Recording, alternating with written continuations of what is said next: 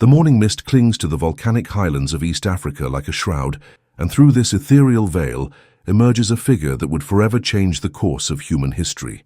Her name is lost to time, but her DNA carries secrets that modern science is only beginning to unravel. She moves with the fluid grace of someone who has survived 30 harsh seasons, her weathered hands clutching a sharpened stick as she navigates the treacherous terrain where ancient Lake Malawi once kissed the sky. This is Kesi, and she represents something extraordinary, a living bridge between worlds that shouldn't exist according to everything we thought we knew about human evolution. Her story begins 140,000 years ago, when the Earth itself was a different planet, when massive ice sheets locked away so much water that entire continents lay exposed, creating highways between populations that had been separated for hundreds of thousands of years. The air tastes different here in this primordial landscape. It carries the metallic tang of volcanic ash, mixed with the sweet decay of ancient forests, and something else, something that makes Kesi's heart race with both terror and anticipation. She's not alone in these highlands. Her keen eyes, adapted to peer through the perpetual haze of this volcanic region, catch movement in the shadows between the fever trees. But this isn't the familiar silhouette of her own people, the gracile humans who have called these lakeshores home for generations. What emerges from the morning gloom is something that defies every assumption paleontologists would make about human evolution for the next 140 millennia. The figure approaching through the mist stands nearly a foot taller than Kesi, with shoulders that could carry the weight of mountains and a brow ridge that casts deep shadows over eyes that burn with unmistakable intelligence. This is one of the Denisovans, our mysterious cousins whose existence would remain hidden until a tiny finger bone was discovered in a Siberian cave in 2008. But here, in this moment that stretches across the chasm of deep time, two species of humanity stand face to face in the swirling volcanic mists of ancient Africa. The conventional narrative would have us believe this meeting is impossible, that Denisovans were confined to Asia, that modern humans hadn't yet begun their great migration, that the mixing of human species was a rare occurrence limited to specific times and places. Yet the genetic evidence whispers a different story, one written in the very atoms of our being. Kesi's breathing quickens as the massive figure approaches. Every instinct screams at her to run, to disappear back into the familiar safety of her clan's territory. But something deeper holds her in place, a recognition that transcends species, a spark of curiosity that burns brighter than fear. The Denisovan male, whom we might call Jabari, stops just beyond spear-throwing distance. His massive chest rises and falls with the rhythm of someone who has traveled vast distances, and his eyes, those impossibly deep, intelligent eyes, study Kesi, with the same mixture of caution and fascination she feels coursing through her own veins. The silence between them stretches like a taut bowstring. In this moment, the future of human civilization hangs in the balance, though neither of them could possibly comprehend the magnitude of what's about to unfold. Around them, the ancient world pulses with life that defies imagination. Saber-toothed cats prowl the shadows, their amber eyes reflecting the filtered sunlight like malevolent stars. Giant hyenas, larger than modern lions, patrol territories that span hundreds of miles, and overhead, massive birds of prey circle on thermals rising from the volcanic vents, their shadows crossing the ground like omens of change. But it's not just the megafauna that makes this world alien to modern eyes. The climate itself is a living, breathing entity of chaos and beauty. Ice ages come and go like seasons, reshaping continents with each cycle. Sea levels rise and fall by hundreds of feet, exposing land bridges and creating isolated islands where evolution runs wild. The Sahara Desert, today an impenetrable barrier, is a lush grassland teeming with rivers and lakes. Indonesia is a continuous landmass connected to Southeast Asia, and here in the heart of Africa, volcanic activity creates microclimates where impossible meetings become not just possible, but inevitable. Jabari takes another step forward, and Kesi notices something that makes her blood run cold, the crude but unmistakable signs of tool use. Scars on his forearms tell the story of controlled fire, of deliberate shaping of stone and bone. This isn't some brutish throwback to humanity's distant past, but a thinking, planning, adapting being whose intelligence might rival her own. The realization hits her like a physical blow. She's not encountering a dangerous animal, but another kind of human entirely. The implications cascade through her mind with the force of an avalanche. Her people have stories, passed down through generations in the sacred songs sung around evening fires, of the others, tall beings from the distant mountains who walked like men but possessed the strength of lions. She had always assumed these were myths, warnings designed to keep children from wandering too far from camp. Now staring into Jabari's ancient eyes, she understands that every legend carries a kernel of truth, preserved across millennia, like seeds, waiting for the right moment to bloom. What happens next will echo through the corridors of time in ways that neither Kesi nor Jabari could possibly imagine. The DNA analysis of modern humans reveals something that has stunned geneticists around the world. We are not the pure descendants of a single African population as once believed, but the living products of ancient hybridization events that occurred across multiple continents over hundreds of thousands of years.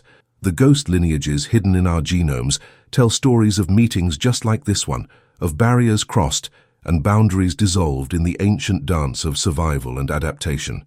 Jabari makes a sound, not quite speech, but something more sophisticated than the basic vocalizations Kesi is accustomed to. It's a low melodic rumbling that seems to emerge from somewhere deep in his chest, and incredibly, she finds herself understanding its intent, if not its meaning. He's trying to communicate, to bridge the vast evolutionary gulf that separates them with something as simple and profound as shared recognition of intelligence. The moment stretches, and in that stretched silence, entire civilizations could rise and fall. Around them, the ancient African landscape bears witness to this impossible encounter. The acacia trees, their thorned branches reaching toward a sky painted in impossible shades of amber and gold, have stood sentinel over countless such meetings. The red earth beneath their feet has absorbed the blood and tears and triumphs of 100,000 generations, and somewhere in the distance, the volcanic peaks that define this landscape continue their eternal process of creation and destruction, adding new layers to the geological record that will one day help scientists piece together this exact moment. Kesi's hand tightens around her spear, not in aggression but in the unconscious need for something familiar to anchor her to reality. The wooden shaft, worn smooth by countless hours of practice and use, connects her to her father who shaped it, to her grandfather who taught the techniques, to an unbroken chain of knowledge and skill stretching back to humanity's earliest days. But now, looking at Jabari's own weapon, a massive club embedded with sharp volcanic glass, she sees that same chain of inheritance, that same accumulation of wisdom and technique, preserved in an entirely different branch of the human family tree. The wind shifts, carrying new scents across the highland plateau. Wood smoke from distant fires mingles with the ozone smell of approaching storms and the green sweetness of new growth. But there's something else in that breeze, the scent of other humans, both familiar and strange. Kesi's nostrils flare as she processes the information carried on the wind, and her eyes widen with the realization that this encounter is not unique, not isolated, but part of something much larger and more complex. Far below in the valleys that stretch toward the Great Lakes, mixed groups are already forming. Children play together despite their obvious physical differences. Adults share techniques for tool-making and fire management. Languages begin to blend and evolve, creating new forms of communication that bridge species barriers. And most remarkably of all, partnerships are forming, bonds that transcend the supposed biological impossibility of interspecies attraction. The genetic evidence from modern populations tells us this story with mathematical precision.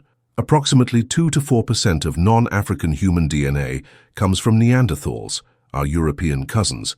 But the Denisovan contribution is more complex, more geographically scattered, and more ancient than we ever imagined. Populations in Melanesia carry up to 6% Denisovan DNA. Tibetans possess genetic adaptations that came directly from Denisovan hybridization, allowing them to thrive at altitudes that would kill other humans. And scattered throughout African populations are genetic signatures that suggest multiple waves of hybridization with archaic human species that we're only beginning to understand.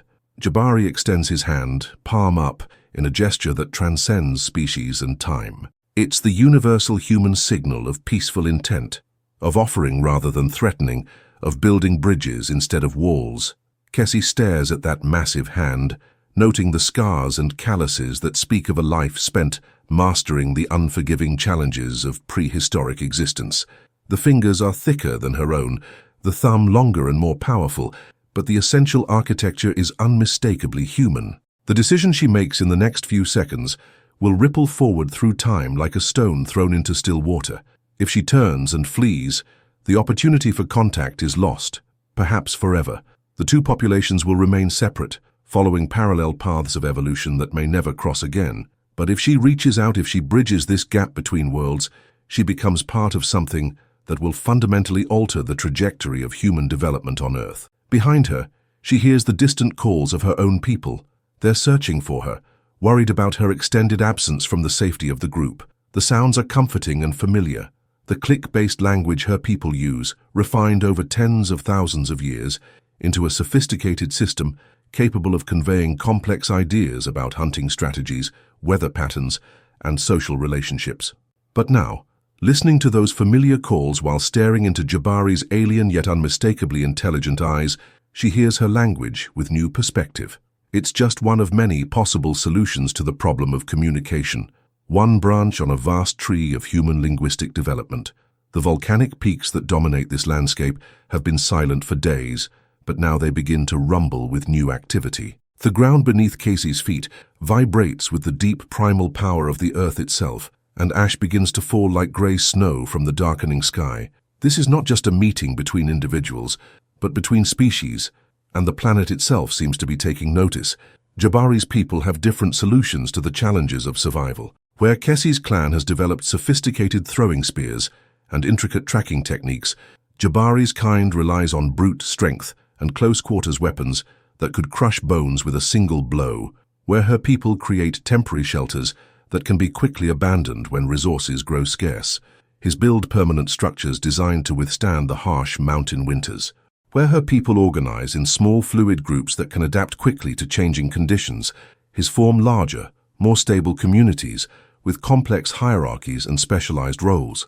But these differences, rather than being barriers, become opportunities for innovation and growth. The hybrid offspring of these ancient unions will inherit the best of both evolutionary strategies, the flexibility and speed of the gracile humans, combined with the strength and endurance of their more robust cousins.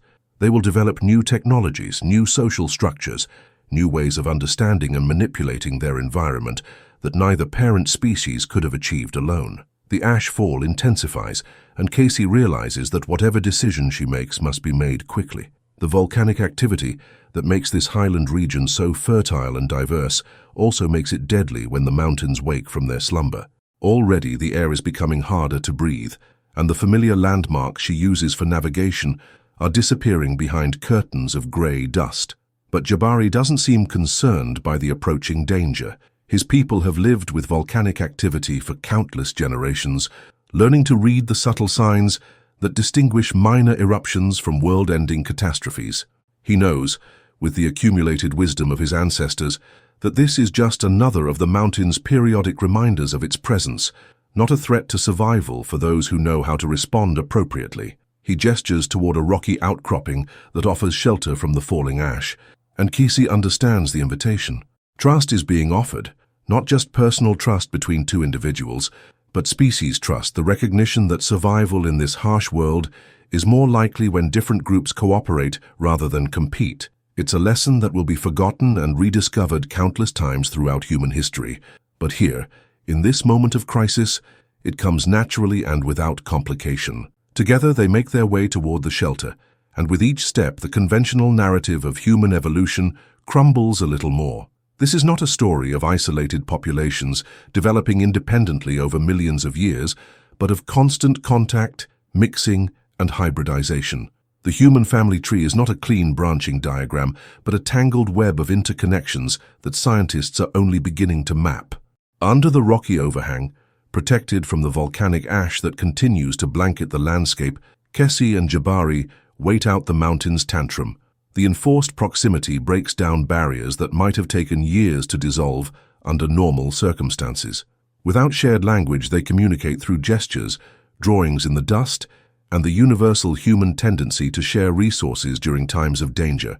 Jabari produces food from a pouch made from some animal hide Kesi doesn't recognize, dried meat mixed with what appear to be high-energy nuts and berries.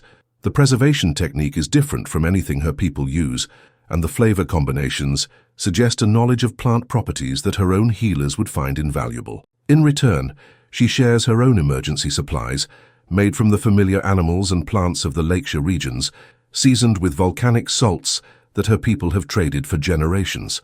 The exchange is more than just practical, it's symbolic. Food sharing is one of humanity's most ancient bonding rituals, a behavior that transcends cultural and even species boundaries. By accepting each other's provisions, Kesi and Jabari are acknowledging their fundamental similarity despite their obvious physical differences. They are recognizing each other as human in the deepest, most meaningful sense of that word. As the volcanic storm rages outside their shelter, something remarkable happens. The forced intimacy and shared danger create a bond that neither expected. Jabari's initial wariness gives way to curiosity about this small, quick creature, whose eyes burn with the same intelligence he sees in his own people. Kesi finds herself fascinated by the subtle differences in how Jabari approaches problems. His tendency to use brute force where she would rely on finesse, his ability to remain calm in situations that would send her into fight or flight mode, his completely different relationship with the natural world. The hours pass, and the ashfall gradually subsides. But by the time it's safe to leave their shelter, something fundamental has changed. The barrier between species has been crossed, not just physically, but psychologically. They have shared food, shared space, shared the universal human experience of seeking shelter from forces beyond their control. The foundation has been laid for something that will reshape the future of humanity itself. When they finally emerge from the rocky overhang, the world has been transformed. The familiar landscape is now covered in a thick layer of grey ash that makes everything look alien and new. But rather than being disoriented by the change, they adapt together, using their combined knowledge to navigate the transformed terrain. Jabari's familiarity with volcanic environments combines with Kesi's detailed knowledge of local geography to create a navigational system neither could have developed alone. The journey back to inhabited areas becomes an extended learning experience. Every challenge they encounter, river crossings made dangerous by ash-choked waters, familiar animal trails obliterated by the volcanic fallout, changed wind patterns that affect hunting strategies, becomes an opportunity to combine their different approaches to problem solving. The hybrid solutions they develop are invariably superior to what either species could have achieved independently, but perhaps most importantly, they begin to develop a communication system that bridges their linguistic differences. Using combinations of hand gestures, vocal sounds, and environmental cues, they create a pidgin language that allows increasingly complex exchanges of information. This improvised communication system becomes a template for future contact between different human populations, a proof of concept that language barriers need not be permanent obstacles to cooperation and understanding. As they near the edges of inhabited territory, they encounter other mixed groups that have formed in response to the volcanic disruption. The disaster that initially seemed like a threat to survival has actually accelerated contact between populations that might otherwise have remained separate for thousands of additional years. Refugees from the highland regions, seeking shelter in lower elevations, mix with established valley populations. Temporary camps become permanent settlements as different groups discover the advantages of cooperation over isolation. The children born from these unions will carry genetic combinations that enhance survival in specific environments. Some will inherit improved lung capacity that allows them to thrive at high altitudes. Others will develop enhanced resistance to tropical diseases or improved ability to process certain types of food. The genetic diversity that results from hybridization becomes a form of evolutionary insurance, protecting human populations against future environmental changes that might otherwise prove catastrophic. Kesi's own people react to her return with a mixture of relief and apprehension. Her absence during the volcanic emergency caused genuine concern, but her arrival accompanied by one of the legendary others creates an entirely new set of challenges and opportunities. The initial fear and suspicion gradually give way to curiosity as Jabari demonstrates his skills in tool-making and construction techniques that complement rather than compete with their own traditions. The integration process is not without its difficulties. Physical differences in size and strength create practical problems in shared spaces. Different approaches to social organization lead to conflicts over leadership and decision-making. Dietary requirements and food preparation methods sometimes clash in ways that require creative solutions. But these challenges also drive innovation and adaptation at a pace that would be impossible without the mixing of populations. The story of Kesi and Jabari becomes a template that plays out across multiple continents and time periods. In caves in Spain, Neanderthal and modern human populations develop hybrid cultures that persist for thousands of years. In the islands of Southeast Asia, multiple archaic human species contribute genetic and cultural elements to the expanding modern human population. In the steppes of Central Asia, Denisovan genes provide crucial adaptations that allow human populations to survive in harsh climatic conditions. Each of these hybridization events leaves traces in the modern human genome, ghost signatures that scientists are only beginning to understand. The presence of Neanderthal DNA in European populations is well documented, but recent research has revealed much more complex patterns of ancient mixing.